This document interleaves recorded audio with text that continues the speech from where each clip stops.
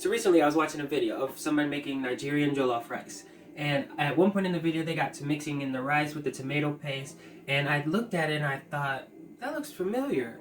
And then the host had the same observation and was like, hey, that kind of looks like jambalaya. So I further thought, maybe jambalaya is one of those dishes that traveled through the Atlantic slave trade from West Africa to here in America, got changed by whatever native influences that were already here or whatever vegetables and things they had access to make jambalaya what it is today. So I went ahead and did some research because maybe somebody else had this observation or this thought, this question. Are jambalaya and jollof rice distant relatives?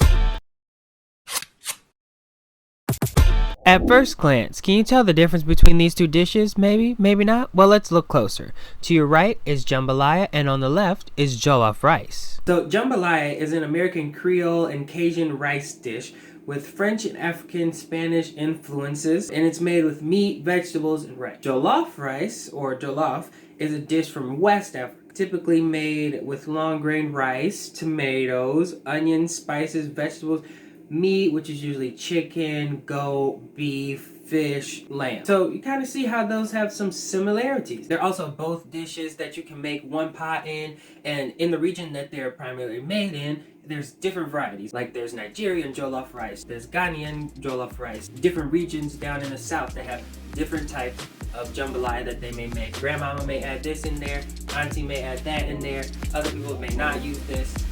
As I was looking, I found an article from Civil Eats, and the author was Kayla Stewart. She talked about in the beginning of the article that she grew up eating jambalaya because her mother and her family are from Louisiana, and then ended up studying abroad in Ghana, and she tried jollof rice and had that memory of back when she was a child eating jambalaya at home. Though it had different flavors, it was still that similar type of dish. So some of the discoveries were that jambalaya was first seen in an agricultural magazine where a man wrote a recipe. He kind of confused it with a dish that was supposed to have black-eyed peas in it, and he also didn't use tomatoes. He was a white man, but that's besides the point. Now, after emancipation, when black people started writing cookbooks, there was a dish written in a cookbook called jambalaya, and that can be seen as one of the earliest documented recipes for something like a jambalaya. Now you can see it associated more with the andouille sausage, shrimp, you have tomatoes in there, bell pepper, onion, celery, and of course rice. Now looking at jollof rice, one of the earliest documented variations, something that could resemble jollof rice, was a recipe invented by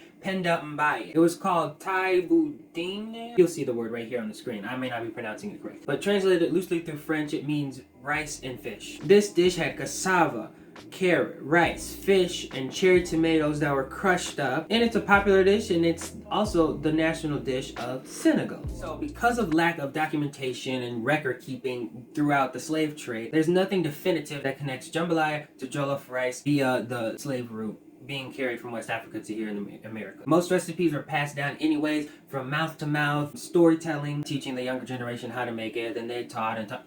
During the early part of the slave trade, there weren't many slaves that came from Senegal or Ghana. It was mostly from Angola. So, see, then there you have another kind of lost connection between jambalaya and jollof rice. Now, trying to see through ingredients, it was trying to make the connection to see if some of the ingredients, vegetables, came from West Africa over to the Americas. Like, there was rice that came over from the African wetlands and was started to be grown here in America, but then the tomatoes that you may think as the basis of the dish are indigenous to Central America. In conclusion, there's nothing really that's definite that can connect jollof rice and jambalaya besides that they happen to have similar ingredients. They also could have just been dishes that were popularized along the same time using some of the same techniques that were passed down, but there's nothing that certainly connects those two dishes being influences of each other. Something that I really liked from the article was a quote towards the end of the article. It says, I think part of the need to know how jollof and jambalaya are linked is because we want to make these very strong connections to our heritage. We want strong connections to Africa in particular, and African Americans want to be known as producers of things because so much of our history has been wiped away. And as we see the similarities between the two dishes, Stewart wrote, despite the series of tragedies that could have easily destroyed the centuries of culture and the inherent knowledge and skills that come with it, the cuisines across West Africa and throughout Black America have persevered. Since I've never had jollof rice, I'm gonna need you to tell me who has the best jollof rice so I can go to the right people. But I'm willing to try a bunch of different versions to see for myself. That's it for today. Thanks for tuning in and chopping it up. It's Black History Month and Black is looking and tasting good. See you next time. Peace!